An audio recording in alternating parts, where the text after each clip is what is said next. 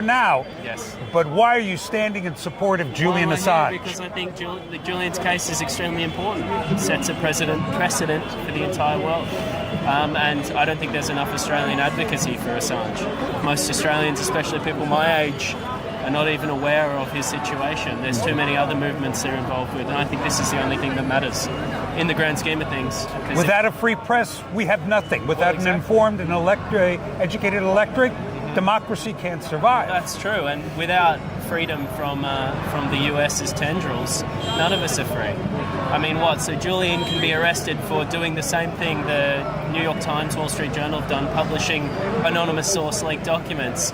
If he, as an Australian citizen, can't be safe from what? A false crime, something that's not even true, then how can any of us be safe? If you could say anything to the American people who, like you say, the Australians, are either unaware or uncaring, what would you say to the people of my country to wake them up? Well, I would say there's many. I mean, you have a large population. There's many that need waking up.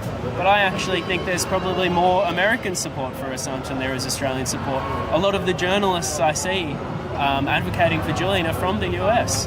I mean, a lot of people like the Grey Zone, Max Blumenthal, Aaron Mate, even Jimmy Dore as well. These people are all ardent supporters of Assange. Even though President Trump fell very short at the end of his term when he could have released Assange, he early on was an advocate for Assange. I love Assange. Whether that was for partisan reasons or not, yes. He was a supporter. I mean, I think Albanese, our current Prime Minister, said a few short words in Assange, but I think that's only just for optics.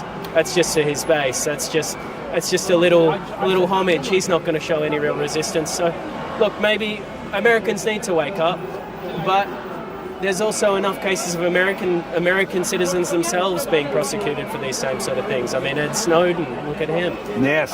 It's the Americans can wake up, and I hope they do, but I think it's... I would hope that our Congress behaves in the same way that your Parliament did, where 70 people who agree about nothing came together to call for the release, as was done here in Britain. That's right. In the States, we're having even the most progressive people refusing, with few exceptions, to speak out. So God bless the parliamentarians of Australia.